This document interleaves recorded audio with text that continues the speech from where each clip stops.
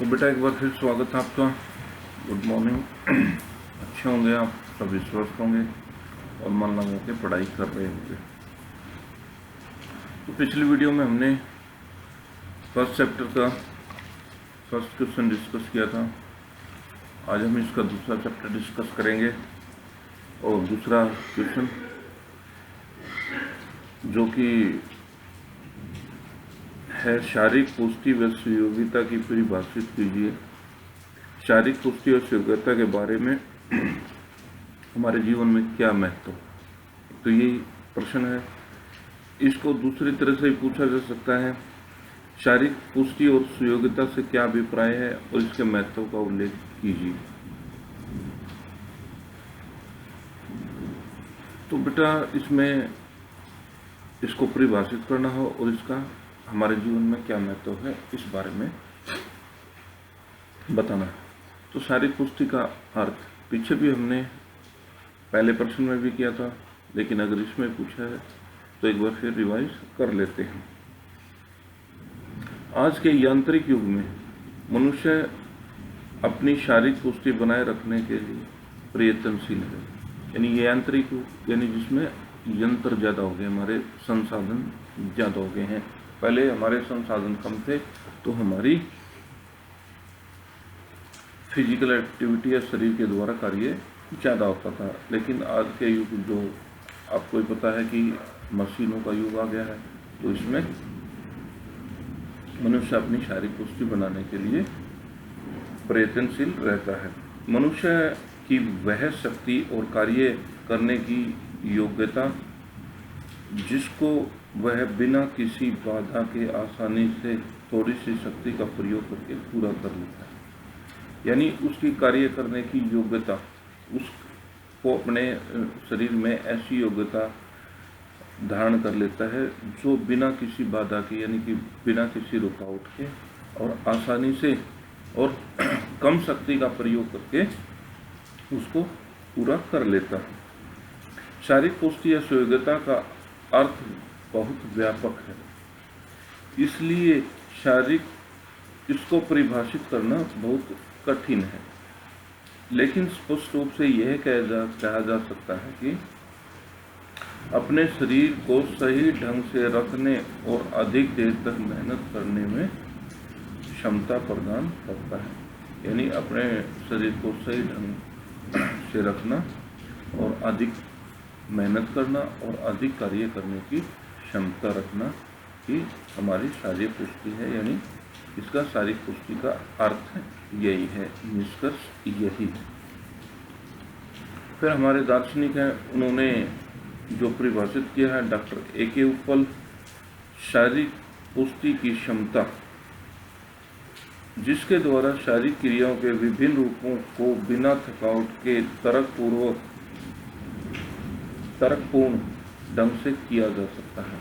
यानी कोई भी हम कार्य करते हैं उसको सही तरीके से तर्कपूर्वक यानी अच्छी तकनीक से कि जिस काम को सही ढंग से किया जाए। इसके अंतर्गत व्यक्तिगत स्वास्थ्य और निरोगता के महत्वपूर्ण गुण शामिल होते हैं। यानी इसके अंदर व्यक्तिगत स्वास्थ्य और निरोगता यानी निरोग शरीर कोई भी शरीर में न हो, महत्वपूर्ण ढंग से सम्मिलित है। यानी शारीरिक पुष्टि में ये चीज़ें सारी सम्मिलित होती हैं।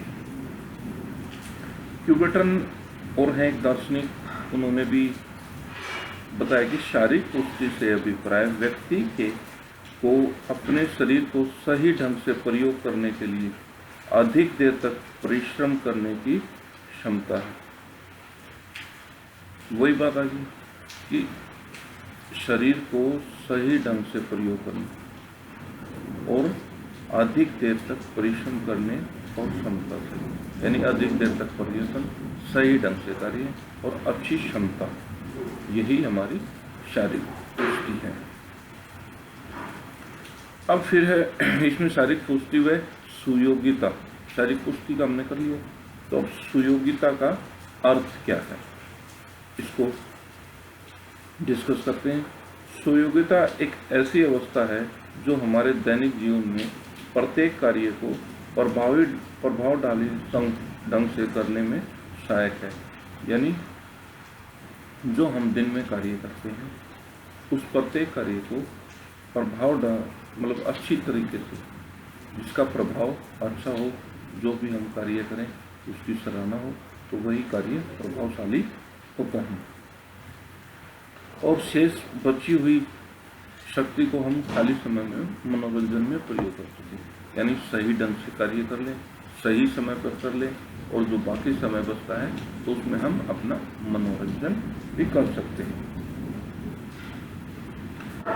सुयोग्यता क्रोध पर सहनशीलता तनाव को दूर करने में भी सहायक होती है। यानी अधिक क्रोध न आए उसको सहन करने की, और तनाव दूर होता है। किसी चीज़ को लेकर हम तनाव महसूस करते हैं, उसको भी दूर करने हमारे को शारीरिक पुष्टि के साथ साथ जो सारी सुयोग्यता बताई है उसमें ही, उसके अंतर्गत ये दोनों चीज़ें आती हैं। यह एक अच्छे स्वास्थ्य का चिन्ह है। यानी एक अच्छे स्वास्थ्य की निशानी है कि जो इन चीज़ों पर काबू पा लेता है, कि तनाव और गुस्से पर। यह प्रत्येक मनुष्य के भिन्न भिन्न होती है, और यह अलग अलग मनुष्य पर अलग अलग तरह से होती है, क्योंकि इस पर पैतृक आदतें, यानी जो परिवार के द्वारा बुजुर्गों से एक दूसरे के दादा से बाप में, बाप से बेटे में, ये पैतृक होती हैं। कुछ आदतें होती हैं जो उनके द्वारा होती हैं। व्यायाम से, और व्यायाम करके, आयु से, यानी जैसे जैसे आदमी की आयु बढ़ती है उस तरह से उसकी कार्य करने की क्षमता और कुशलता अधिक होती है, अच्छी होती है। अतः सुयोग्यता व्यक्ति की क्षमता और योग्यता है, यानी उसमें क्षमता भी है और योग्यता भी है। इसके द्वारा एक उत्तम और संतुलित जीवन, एक अच्छा, बढ़िया, उत्तम और संतुलित, यानी मिला जुला, हर एक तरह से का संतुलन जीवन में होना चाहिए।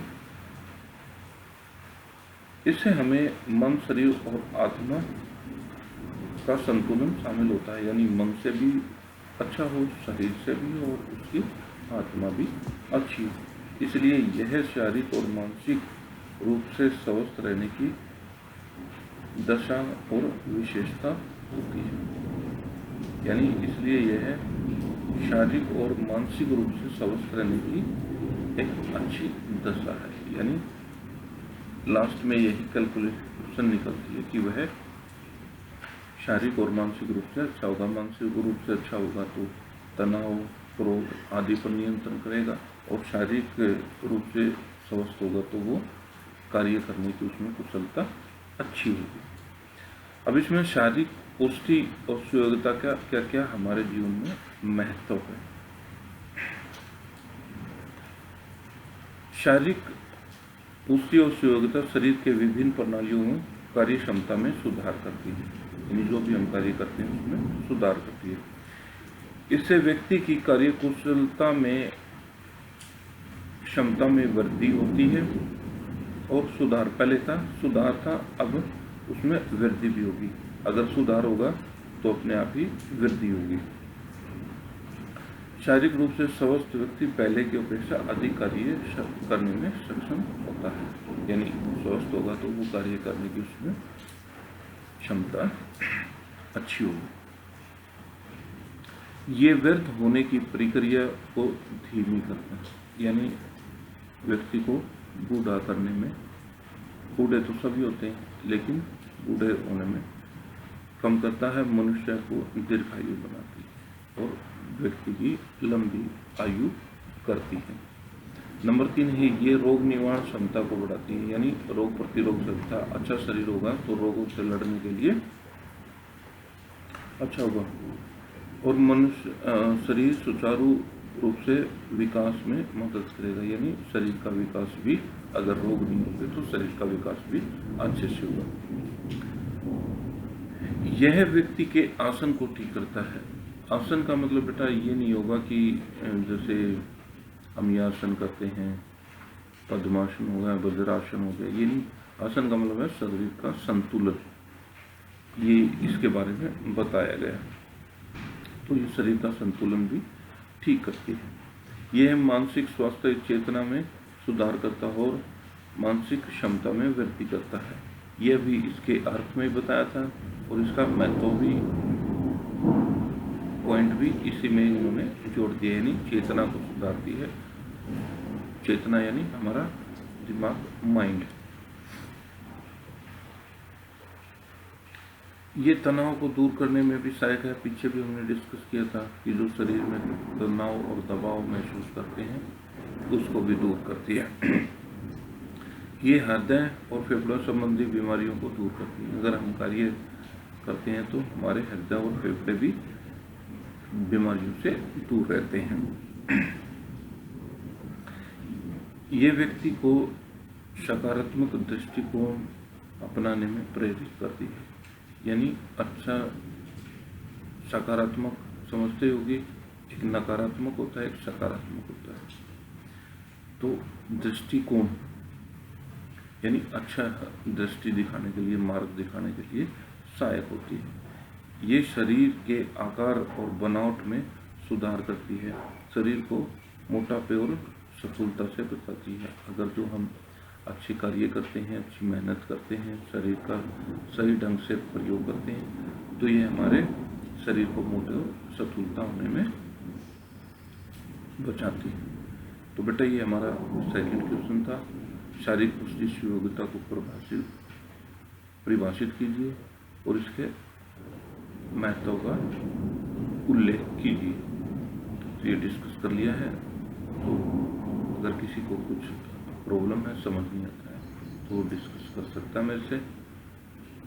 तो जो मैं लेसन आपको व्हाट्सएप पे भेज रहा हूँ उनको आप फेयर कॉपी में करते रहें और इन प्रश्नों को समझते रहें। तो मिलते हैं अगले प्रश्न में, अगली वीडियो में। तब तक के लिए पढ़ो और स्वस्थ रहो।